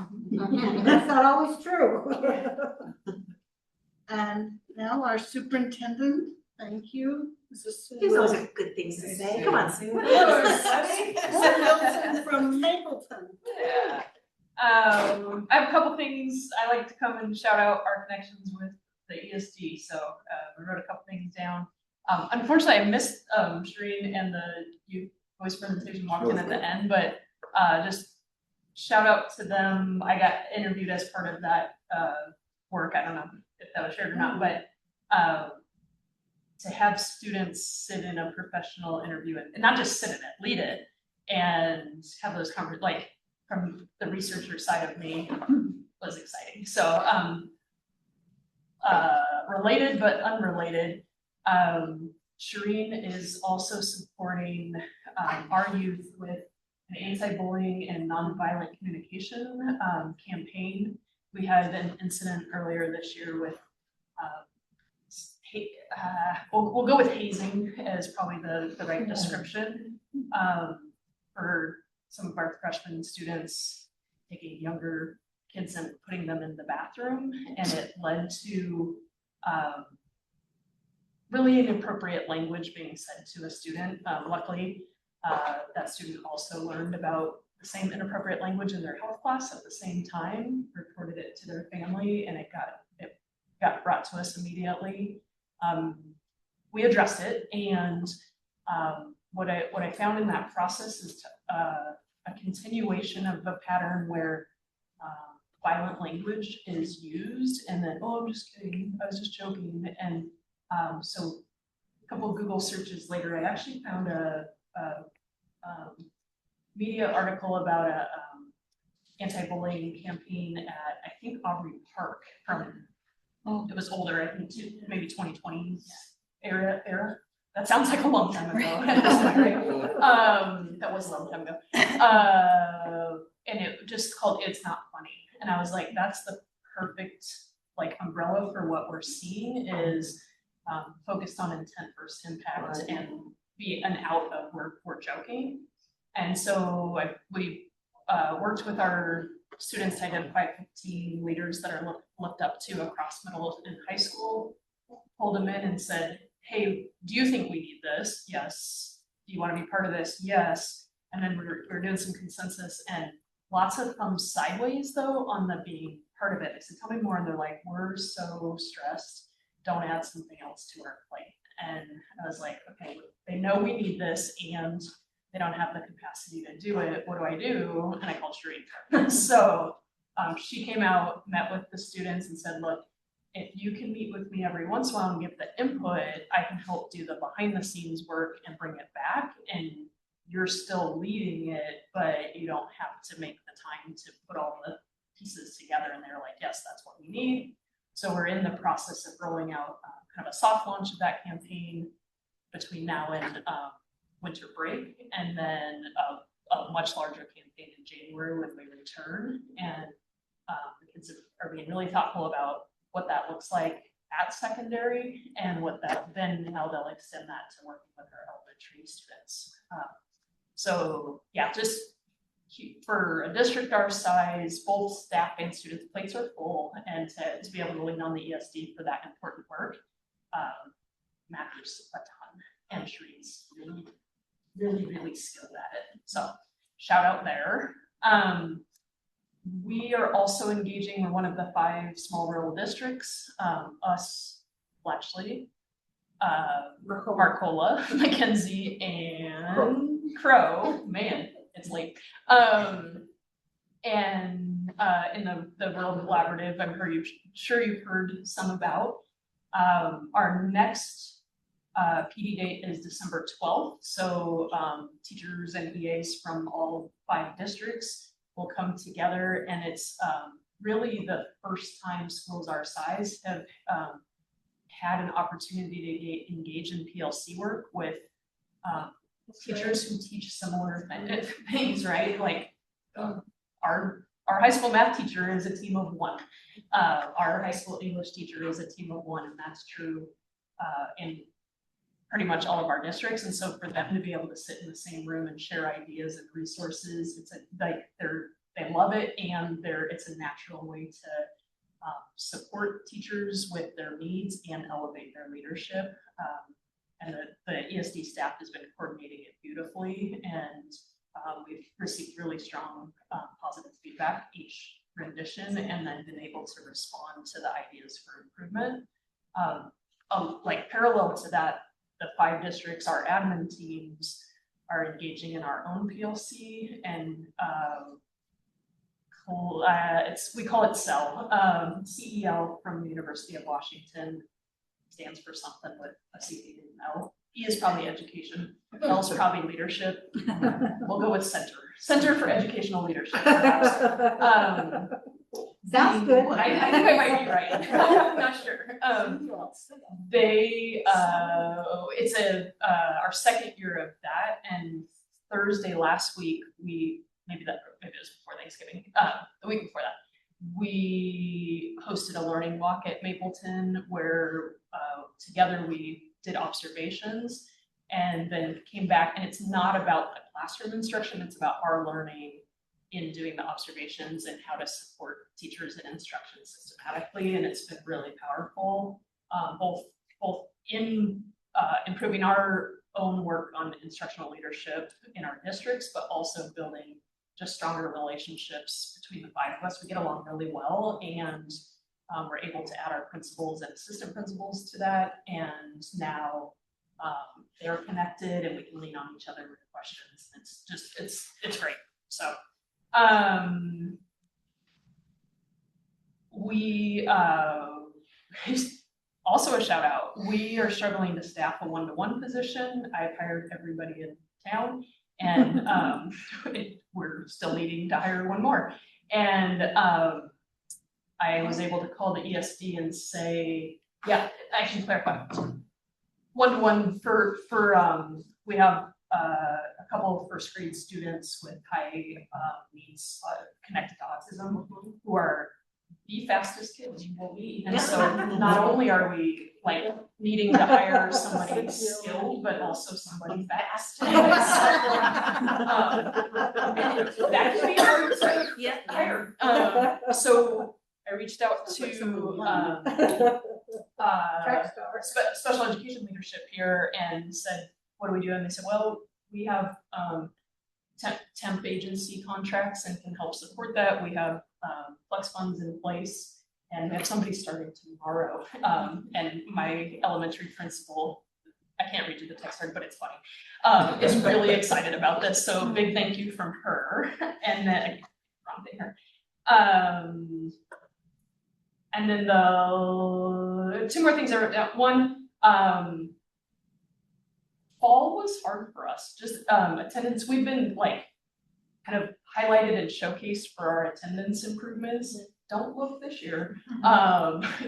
Life's hard, and in communities that in all spaces, and we have a really high needs population, and you can feel it, and attendance is impacted. We're working our butts off, and our numbers are lower. Our needs are higher, staff's plates are fuller. And there was a moment where I called up Cassidy and said, I need a day off, but I want to spend it with you. I need to think through this. And I was able to just land in her office and say, give me ideas. Like, I need a thinking partner. And she was able to share some of the structures in other districts. And it led to us posting a dean position and hiring, and she started on Monday. And so already there's at least my own personal health, there's some optimism right now for just re-strategizing capacity and being able to sit with somebody who just looks at you and says, hey, this is your strength and this is your weakness and here's what you need right now was exactly right. And so also shout out there. And then it was mentioned briefly, but what's the word I want? The supports for rural districts for all of the paperwork and funding and reports we have to do from all of our superintendents, Maddie. Reduction of administrative burden. That's what it is, administrative burden reduction. That sounds important, but when it's you with the burden being reduced, you can't. The five of us, you can get us to talk, and there's even more. So 8 of us, I think, 10 of us that she supports, and yeah. And the crazy thing is, I used to help people with that role, and they'd be like, "It's so helpful," and I'm like, "Yeah." Now that I'm in it, I'm like, "You don't get it," and Maddie's way better at it than I was. So it's important. And then lastly, Hope Factory and behavioral health CTE programs. We were talking about the fire. We don't have students engaging in the fire one this year, just our students' interest in the line. But we do have students at both Hope Factory and working with Casey Reed on the behavioral health pathway, and those are elective and specialty programs that we wouldn't be able to provide at that level. So we do kind of an introduction piece through our project-based learning and CTE programs, and that gives for the kids who want to go all in. It's an awesome experience and outlet and networking for them. So I probably talked too much, but I just want to shout out those things and tell you guys thank you. So. Thank you. I went to their Ruby Bridges. Yes, thank you. And Nice. I gave a shout out in my report to Vanessa because she gave me all this material that I was able to share with Sayusla, and I really helped them promote. So they had a really good showing this year. Awesome. And the press came. I asked the press to Yeah, come. perfect. And I know the press is coming forward to Maple. Yeah, this is our 4th year for that, 3rd or 4th. I always mess it up. And Vanessa just has me on her list, so I just go. You know, it's great. And then that also shout out to ESD. The Lane Apps program helps support the early renditions of that across Lane County, and we've continued. I think this is year 4 for us. Yeah. That's a example of sustainable, important programming. We supported and started that when actually Vanessa was at the ESD as well, and then that has sustained even in a small rural district in the middle of nowhere. So yeah. Thank you. And Nora, thank you for your support. A reminder that if you have anything you want on the agenda next meeting, please let Tony or me know. Give any acknowledgements? Anything to acknowledge? Did that in the report that IDEA did. So. Okay. Thank you. I'll remind everybody that tentatively we have a meeting on December 10th for the superintendent search. Do you know whether that's going to be remote or live? It's Is that all both? It's all remote. That's correct. And well, no, the December 10th one, the invitation is for everybody to be in person. Sorry. The invitation's for everyone to be in person because this one's that critical meeting that the board will take action to adopt or approve the timeline the criteria. So that one it's moved from tentative to firm. And so. And it was 2 times, to confirm the time, 12:30. No, the 12:30, those are for the engagement interviews, the one-on-one interviews for board members. The second email I saw there was some alternative time. Right, no, Maybe I got it wrong. yeah, those are for the engagement session. So right, so Robin, Bean, and Kathleen will be here in person. And so they offer the one-on-one session in person in the morning on the 16th. Those times have all been taken. So thank you to those who have responded. And then there's additional times that I made available on the second updates. That is separate from the planning meeting, which is December 10th. That is at 6 o'clock. Okay, and then you've got morning times on the 16th.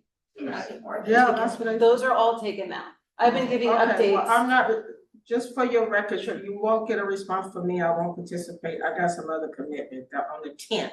But on the 16th, I'll revisit that. But I know Robin from the previous, they did when Eric came in, so they know me, so Sure. we don't need. Okay. But as far as the December 10th, that would be for the full board. Because that is one that will be really important in moving the timeline for the search process to establish, to approve the criteria so that the position can be posted. So that would be a critical meeting. That's at 6 o'clock. That's at 6 o'clock. That's at 6 o'clock Yes. here. And it would be Kathleen, Robin, and I believe Hank will be here in person. Wow. Yeah. That's the one I won't be able to do the other commitment, but Robin and those guys know me from. They are gonna be busy if all of them posted. Huh? They're gonna be busy if all they posted the positions they're looking for. I mean, and certainly, you know, I think that the preference would be to be in person, but if virtual connection would be, I mean, I think any presence we would be ideal, just because of the importance So of this these are the meeting. 2 dates they came up with that they're available. No, this was one that it was, we were looking at the availability, but it would be too soon to do it tomorrow. And then the work session, it's about a 90-minute meeting. So to be able to get it in before the winter break, this was one that they were also available, and I thought that the board would be most available. And that's why I put forward several dates. Didn't hear much, but I thought that that would be one that would be the most viable. We can go out for holiday Okay. celebration afterwards. And then I'm gonna try to come in person, I didn't realize it wasn't, but if I can't, I can contact you, but. Absolutely. And know that the agenda will be in coordination with Chair Harris, but the agenda will be primarily created by the HCE team. Just maybe ask, as much as like if possible, to project out dates and things like that, because I'm like not going to something that's pretty important. And I know because of the crunch, you know, like that I need to prioritize this, but you know, like we can't always do that. And so just if we can project out some of those timelines and really, I mean, I guess that's what that meeting's for. That's what that meeting is about. I know, but like, Yeah. yeah, it's like the short notice is particularly hard, but it is what it is. Yeah. So on the 16th, from 4:30 to 8, are those several slots in that? Right, so these interviews are about 30 minutes long. Okay. And so this is a time for HCE, so Robin and Kathleen, to connect with you. It'll be an engagement interview so that you can talk a little bit about what your thoughts, desires are for the superintendent position. So we need to email you back about the time during that 4:30, I'm sorry. Yeah, there are several options. They wanted to make sure that there was enough accessibility, both in morning and afternoon and evening. Okay. Okay, so I just got 8:45, so that slot could be taken. That, yes, so I sent the last update. There may be a third, there's probably a third update because now all of the morning ones are gone. So Okay. I haven't had a chance to update after the last. Each one is 30 minutes, is that what you said? So 30 minutes. they're each 30 minutes, and so it just says, so now you'll be sending another update for slots available? No, the 4:30, the afternoon ones are all available. Yeah. So They're just all- choose a time. Yeah, just choose a time. It's the Okay. morning of the 16th, those slots have been taken. But the afternoons are open. The afternoon ones are Okay. available, and if none of those options work, please let me know, because then I can connect with HCE to accommodate accessibility for one of those times. Okay. Or a different time. It seems like a lot of work for you, like, can't they just get a Calendly? Oh, no, we paid them I mean- $29,000. No, well, no, but Calendly is like a really super easy way to schedule and it's updated and you don't have to do anything. So I'm just saying, like, they're high level folks, like, that seems like a more effective way to do this. Yeah. So I just sent my list to you. So I did 4:30. Yes, just send me what your okay. preferences would be. Okay, I'm gonna send it Oh, right good, now. wonderful, well, I will check. 4:30. I'm sending 4:30. I said 4:30. Well, And I got mine in first. I'm on time. You got it. And what's the other time? I'm gonna look at it right now. All between 4:30 and 8. I'd like to go to my 6 o'clock. the good news is that there's 3 Less would be directors no less that will compete for these spots, so. My children. Well, thank you for all are that coming you're in on doing. this. You're welcome. And thank you for your patience with the multiple emails. I think this is like, there's a lot of flurry, and now that our contract is signed, I think it'll be a little bit of a good. Yeah, it did take us a long time and I take responsibility for that. Okay. But we did get it, we got all our questions answered. Okay, what was? Diligence is important. So see you all on the 10th, I guess, huh? Some of us. We don't have to say happy holidays yet? Not yet. Happy New Year. And that's back here. Oh, yeah, okay. The 10th is. Oh, yes, I was like,